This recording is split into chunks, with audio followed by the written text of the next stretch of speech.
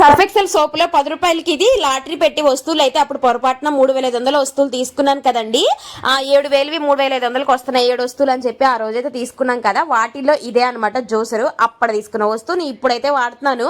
Normal గా ఈ బత్తాకాయలు నిమ్మకాయ పిండుకునేది ఉంటది కదా, దాంట్లో పిండితే 4-5 కాయలు పిండినా కూడా గ్లాసు జ్యూస్ రావట్లేదండి. సర్లే కదా ఇలా జ్యూసర్ ఉంది కదా ఇప్పుడైనా వాడదాం అని చెప్పి పైనుంచి అయితే దీన్ని దింపి కడిగి ఇలా ఒక 4 కాయల్ని దబ్బల కింద తీసేసి దాంట్లో వేసి ప్రెస్ చేశాను. నిజంగా అండి పర్లేదు, 4 కాయలకి మాకు 3 గ్లాసులు పైనే జ్యూస్ అయితే వచ్చిందనమాట. అలాగే పల్పు చూసారా వెనక నుంచి మంచిగా సపరేట్ అయిపోతూ ఉంది.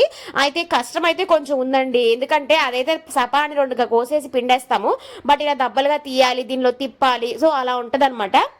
తర్వాత మళ్ళీ కడుక్కోవడం కూడా కొంచెం కష్టమే. కాకపోతే అక్కడ మనము 5-6 కాయలు పిండేది దీంట్లో 2 కాయలు వేసేసుకున్నామంటే ఒక మనిషికి సరిపడా ఒక గ్లాస్ జ్యూస్ అయితే వచ్చేస్తుంది అనమాట. మీరు ఎంతమంది వాడుతున్నారు దీనిని కామెంట్ చేయడం మర్చిపోవద్దు. ఇంతే ఈ వీడియో. Bye bye.